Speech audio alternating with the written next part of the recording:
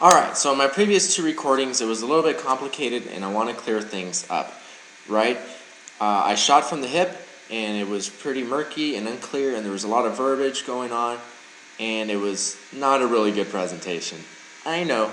So, hey, let's formalize things and make it very clear and concise. Alright, so today we're going to deal with myth number 1, which is Roth isn't taxed.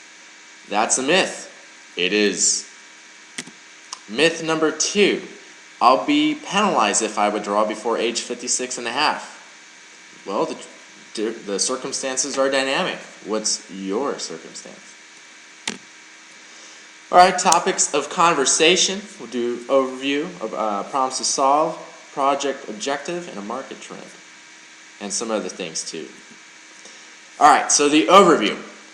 Truth is, after talking to an IRS enrolled agent and a TSP representative, not one, but two, actually it was three. One was unclear of the situation. She didn't really know, I don't want to say she didn't know her stuff, but she didn't know enough, period. That's what it comes down to.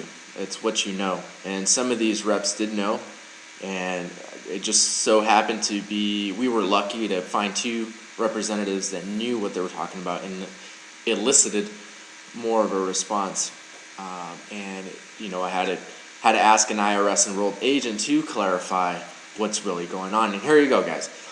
Number 1, 20% is withheld from the interest accrued on the Roth. Period. It's just a withholding, and it's not a tax. Your tax is determined by your tax bracket when you file at the end of the year on the 1040. From disbursement amount. So it's on the disbursement amount, whether it's a lump sum or $1,000 disbursement, for example. Disbursement amount, not what's inside the TSP. There's a difference. Disbursement. Number 3, total tax obligation is determined by your sliding tax bracket. Just remember, just because you're in the 20%, 15%, or whatever tax bracket, it doesn't mean that all of your income is taxed at that rate. What it means is that a certain amount is taxed at 15, a certain amount is taxed at 20, 22, 23, 24, and 26, and whatever else it is. It's a sliding scale. It's a slice of the pie here, a slice of the pie there, and a slice of the pie over here at sliding tax bracket amounts. Okay? So you got to know your tax bracket now, and you got to plan for the future.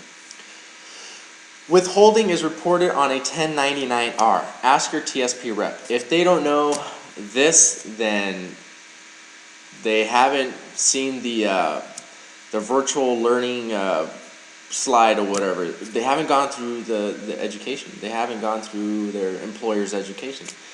So they just don't know. But if you ask an IRS enrolled agent, yes, you will receive a 1099-R if it's traditional. And you'll receive it on a Roth as well, because as you saw in point number 1, 20% is withheld from the interest accrued. Now, there's a portion or a ratio that TSP plans for, and because you have a principal amount and then you have the interest accrued. So the ratio is going to be, or the proportion is going to be the same if you take a lump sum or if you take $1,000 disbursement. And that's not on you, that's on TSP. You can probably crunch the numbers and figure out what your proportion is if you really want to go that route. Point number 5, the 5-year holding period starts from inception, the day you created the Roth IRA. It's not after retirement. It's not at 50, it's not at 59 and a half, and then you wait 5 years, negative. It's at the point of inception. When it was created, there's a 5-year holding period, and that's it. Number 6, when you retire, you become eligible. Employee submits codes. Employer, I meant to put employer. So when you retire, whether that be whatever your occupation you had, the day you retire, you're retired. Period. 56 and a half or 56, that's just a general guideline because people usually retire at that age. But if you become eligible because your agency or your employer retired you, that's it. Look up the IRS code on that, or the IRS description on what retirement is. Problems to solve. What is your current tax bracket? You got to know your tax bracket. Period.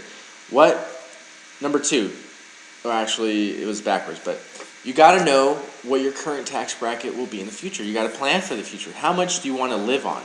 What's going to be paid off? What do you need? And what's going to be for fun? You got to know what your income is going to be so you're happy at 60, 50, or 50 years of age. And you got to plan. Okay, since I know this, these are generally the tax brackets. If I do a historical tax bracket analysis back to the 60s or 40s, whenever you want, just look at it so you get a better feel, so you're not scared. The only reason why you're scared is because you don't know. And that's why we're scared of the dark, right? Because we're scared of going into places that we don't know what's going to bite us in the dark. We don't know. But when there's light, you just walk right in. So do yourself a favor, do a historical tax bracket analysis. I did. And you got to plan for the future. What's going to be paid off? Is your house going to be paid off? Is your car going to be paid off? How much money do you need? Your income. Then you do a tax bracket analysis of right now. Maybe adjust for inflation. Maybe add a % or two just to add variables. And then plan. And what is going to be your disbursement amount? Just know it. You got to know your situation, what your situation is going to be in the future. So, project objective for yourself is you got to know your tax bracket and retirement well and plan for the future. Next, we'll be talking about the market, understanding the market with Dave. That's it, guys. I hope you enjoyed it.